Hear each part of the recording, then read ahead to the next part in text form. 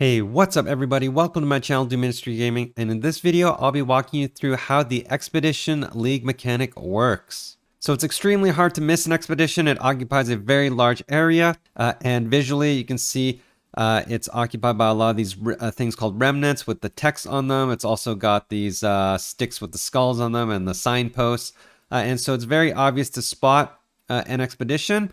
And the idea is these signposts and sticks and remnants all sort of are things that are buried in the ground, and you use these explosives to blow them up and excavate them, and then they kind of spawn monsters and chests and stuff for you to loot. Now, the detonator is where all the explosives start.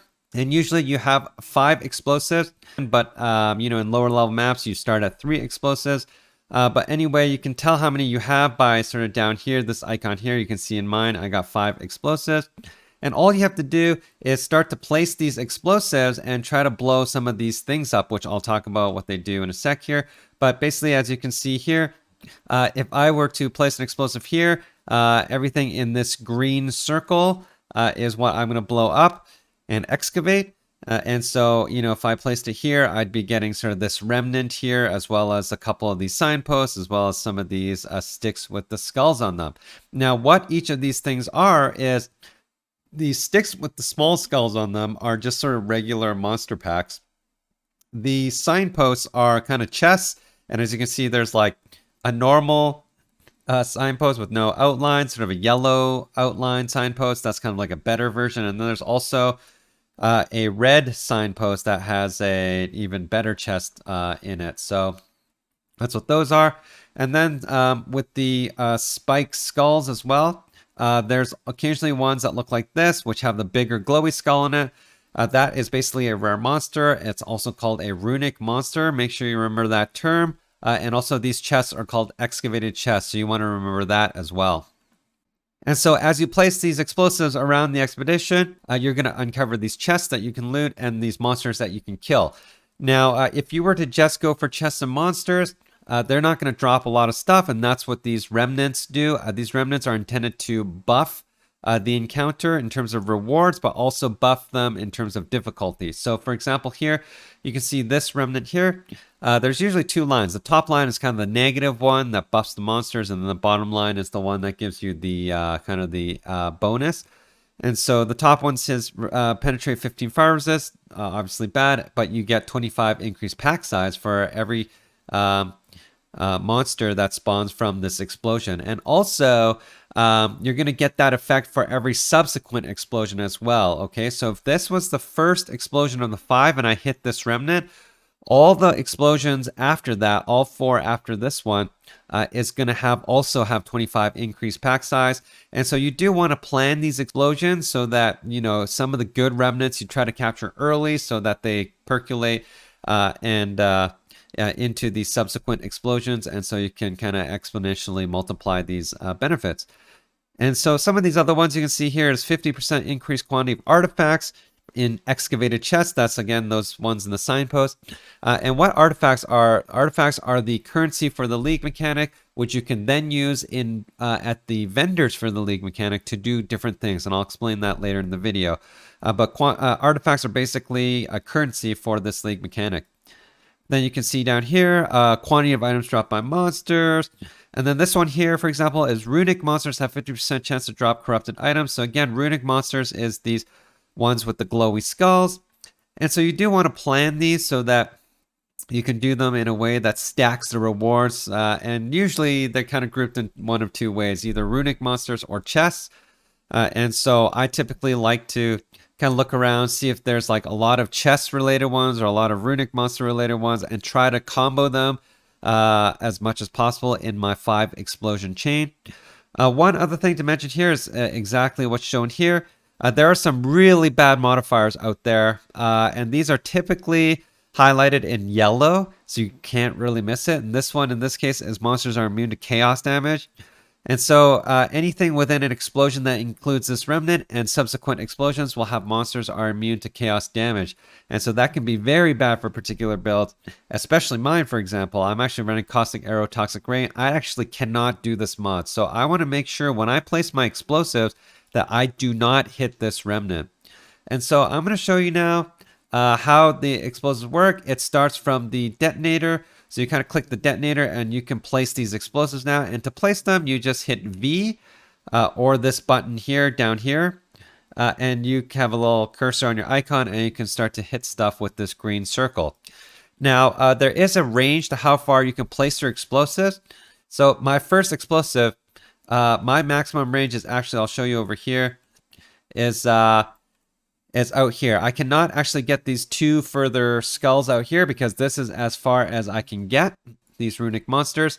And so you do have, and for each chain, there's a range as well. So you can only get so far, so you have to plan your path nicely. You can't kind of go one here and then kind of go across the map and place one on the other side. It doesn't work that way.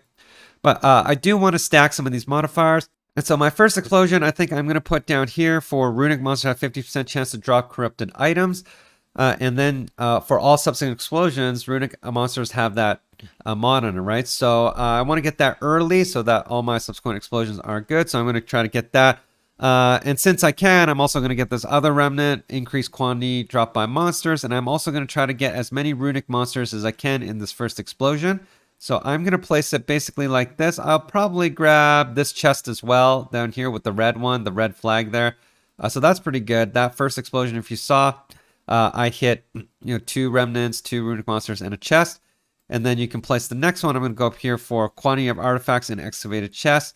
And the first thing you'll see is your first explosion, what you've highlighted stays. So it stays green. So you know what you've gotten. And for all explosions, you'll see that. So you can know what to, so I don't have to get this remnant, runic monster, or chest again in case I forgot. And so I'm going to grab this excavated chest. I'm going to try to grab this chest as well, which I can. That's about the best I can do. Let's see if I can grab that top one as well. I'm not actually sure that I can. I can. So I do that. So I got the remnant and the 2 chests. I'm going to work up this way. Ooh, pack size is good. So I'm going to grab that and this chest. And by the way, if you don't like the way you place something, you can always undo. You can click this undo button. There's down here. There's also Shift V as the shortcut. And you can undo as many times as you want. You can undo all 5 if you want. But I just undid one just to show you here. But I'm going to do it again. I don't think I got this flag post here because it's not highlighted in green. Actually, it is. So I will kind of go up here. I do want to end on this runic pack because there's a lot of runic monsters up here. So I'm going to come over here, grab this chest and that. And then finally, I'm going to come up here for the 3 runic monsters because I know I have got some runic buffs. So after you place your 5 explosives, it creates a chain. And then all you have to do is come down here, detonate explosive, and it starts to blow things up and you have to kill stuff. So in this case, my first explosion spawned the monsters that I detonated, and then you can see these chests are getting excavated for every signpost that I detonated, and you just kind of follow the explosions. The good thing is they don't spawn all at once, so you don't really get overwhelmed that bad, but you do kind of have to follow explosions and kind of kill them along the way. And then you can loot. And one of the things is you'll drop these things called these artifacts. Again, this is the currency for the League mechanics, so pick all these up. And I'll tell you what they do later. They are all useful, so make sure you grab them all. And that's it for the League mechanic. I'll show you how to use that currency. All right, so we're back in the hideout, and the first thing I'll show you is the Expedition Locker. This is basically a stash tab for all of your Expedition currency. This is kind of like the Heist Locker, as in, it's a little device that you can put in your hideout. It's not actually part of your stash. And this is where you can store all of your currencies. There's a lot of currency for this mechanic. There's actually 20 different currencies you can get. And then these things called logbooks, which are kind of rare drops in the expedition, so don't expect to get a ton of these. But logbooks are basically like maps for the League mechanic. And these maps are basically one giant expedition where you can place like 20 or 30 explosives and really stack up those rewards. So these can be pretty rewarding if you do them properly. But I can talk about that later. And then there's 20 currencies, and you can store them all in here. And as with any stash tab, there is an affinity, so make sure you check that button down here. All right, so from there, there's 4 different NPCs you can use this currency on. Rog, Tujen, Gwennen, and Dannig. They're all lined up along the wall here. And so the first NPC I'll talk about is Gwennen. This is the gambling NPC. You can go gamble for items. And basically, this person will load up a screen of unidentified items. And just like the Diablo 2 gambling system, if you're familiar with it, you're basically just gambling these items, paying for it, and then you either get a random, magic, rare, or unique item. And so pretty straightforward. Let's say I want to gamble these gloves. They cost 24 lesser broken circle artifacts, and I buy them, and they are turned out to be rare. And you can see the amount of currency that you have for this particular NPC over here. And each NPC has its own type of currency. So this gamble NPC has something called the broken circle artifacts. And then within the currencies, there's 4 different tiers. Okay, there's the lesser, there's the common, there's the greater, and there's the grand. So every NPC has its own and 4 tier of currencies. And then you can gamble away. Let's say I want to gamble this chest piece, rare item, gamble this jewel, rare jewel. Pretty straightforward. And once you've gambled everything that you want, you can always re-roll the screen with this re-roll button. It costs a re-roll currency, which is this astrogally here. And again, every vendor has its own re-roll currency as well. And you can click this and re-roll it. So the next NPC I'll talk about is Tujen. Tujen is basically the Haggle NPC. What he'll do is he'll offer you a list of items. They're typically currency items or gems or anything like that. And he'll have a base price. Do not pay the base price. It's intended to be a haggle mechanic, so you kind of negotiate a price. And so, for example, if I want to buy these 5 chaos orbs, it starts at 116 lesser black scythe artifacts. If I buy it, this screen's going to come up with a little slider bar where you can start to haggle. You don't really want to go too low, because otherwise he'll just kind of stop haggling and he'll just say, go screw yourself. I'm not selling you this item anymore. Typically, kind of people start around 30 to 50% of the base item cost. I like to usually kind of go a little less than 40% or so, somewhere a little less than half. And so when you do that, he'll either try to sell it to you or set a new range where you're going to haggle these 2 red bars. He's offering 108. So you kind of haggle again, little less than half, 71, 98 now, little less than half, 81. And then you kind of narrow down to a final price. In this case, it's 81 to 86. Now, the Haggle NPC, I typically find he usually kind of goes away after like 4 haggles. And so, if this is the 4th haggle, I usually just kind of buy it at the price. Like at this point, 81 to 86 is really not that different. So I just kind of buy it if I really want the item. And then he sells it to me. But if you go, let's actually pick one that I don't want. Let's say these 10 transmutes. If you go way too low, he just says no thanks, and he just completely stops haggling. So let's try to do these 2 chaos orbs again, half, kind of half, and then he sells it to you. So at some point he sells it to you, but this is where you can try to get a discount. And just like all the other NPCs, if you have the reroll currency, you can reroll the screen and get a whole bunch of new loot. So pretty cool NPC. All right, and then the final NPC is Rog. Rog is kind of the crafting NPC. So he'll offer you a set of base items, which then he'll offer you a bunch of crafting options and pay as you go to upgrade these items. You can't upgrade them infinitely. There's a maximum number of times you can craft these items, so keep that in mind. He'll never offer you an influence-based type either, but I've heard that there are influence crafts that you can do, and so they can become influence items, but typically what you want to do is pick an item that you're going to use, first of all, or want to sell. And then also, what I like to do is I like to start with an item that's already pretty good, because the crafts that typically you get are sort of upgrade the tier of the mods, or sometimes I like to target items that have a really strong set of suffixes or a really strong set of prefixes, because a lot of the crafts are also like the harvest one, re-roll all your prefixes, keeping all your suffixes and stuff like that. And so let's see if I can find a decent item to start with here. Let's just say this amethyst ring.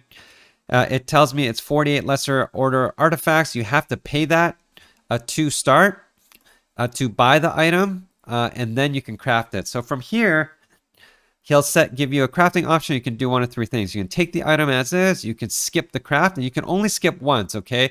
So if you don't like the particular craft that he offers you, and you skip it, for the next one, you must either take it or take the item, okay? So you can only skip once. And then, or the final thing you can do is actually do the craft, okay? So in this case, it says reroll suffixes 3 times, keeping the best outcome. I'm not a fan of the suffixes that are on this ring, so let's do it for 16 lesser order artifacts.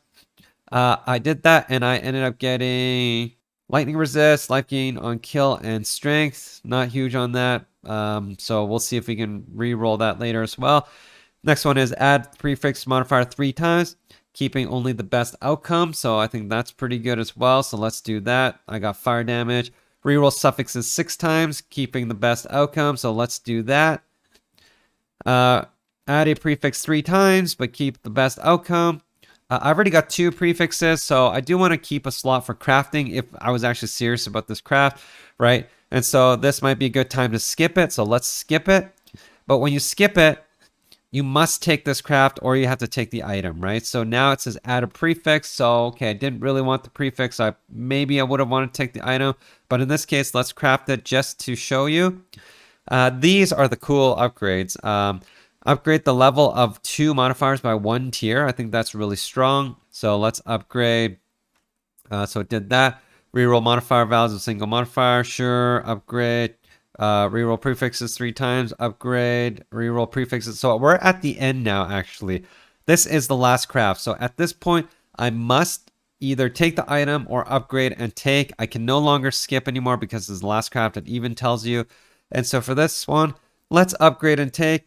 And there you are, my crafted item. But the crafts are pretty powerful. My item didn't turn out very well, but they can be extremely powerful. I have crafted some really good League Star items that I personally used. They're really good. All right, and then the final NPC is Dannig. Dannig is basically an NPC that lets you purchase the currencies for the other NPCs, okay?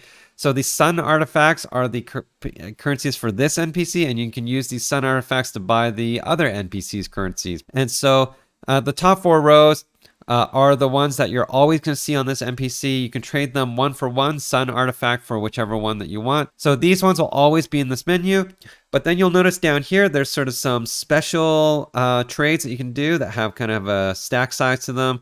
And these ones are basically a discounted price of whatever you want to buy. So these are selling at half 0.5 sun artifacts to 1 black scythe artifact. So I like to buy that. And then just like all the other NPCs, you can re-roll it if you have the re-roll currency for this NPC, which is the burial medallion.